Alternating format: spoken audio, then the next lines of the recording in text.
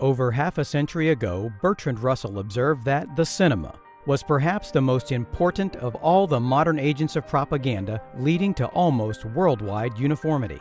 And the cinema of his day exerted a minuscule influence compared with the big media of today.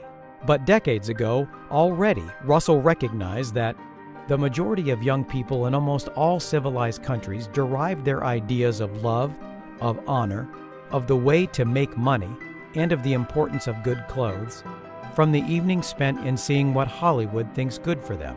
I doubt whether all the churches and schools combined have as much influence as the cinema on the opinions of the young. The producers of Hollywood are the high priests of a new religion. And Edward Bernays, the founder of modern propaganda and advertising, was able to say this about the media masters of nearly 100 years ago. In almost every act of our daily lives, whether in the sphere of politics or business, in our social conduct or our ethical thinking, we are dominated by the relatively small number of persons who understand the mental processes and social patterns of the masses. It is they who pull the wires which control the public mind. Now, if the media elite exercised that level of control way back then, how much more manipulation can take place today with the multi-billion-dollar, high-tech 21st century propaganda tools at their disposal? The Bible urges us not to be conformed to the pattern of this world, but we have become a generation of media addicts, opening our minds to hypnotic devices.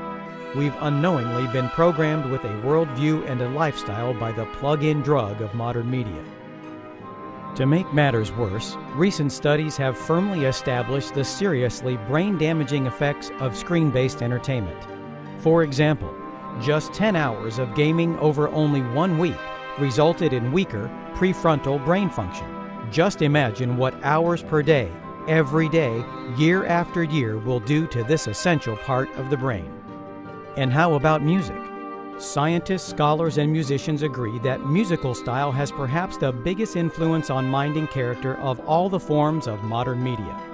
While music is an agency of God designed to promote thought, after all, the root word of music is muse, meaning to think deeply. The popular music styles of today hypnotically shut down rational thought and turn music into just another amusement. Amuse means not think. But even more seriously, scholars point to music as the most potent control mechanism available in human society. Says one anthropologist regarding music, there is probably no other human cultural activity which is so all-pervasive and which reaches into, shapes, and often controls so much of human behavior. Popular music has already proved to be the greatest force for social cohesion in modern times, and it will no doubt play a decisive role in sweeping the masses into the false worship system of last days Babylon, just as it was music that also moved the crowd into the false worship system in ancient Babylon. Honestly, how much does the average American know about the effects of 21st century media?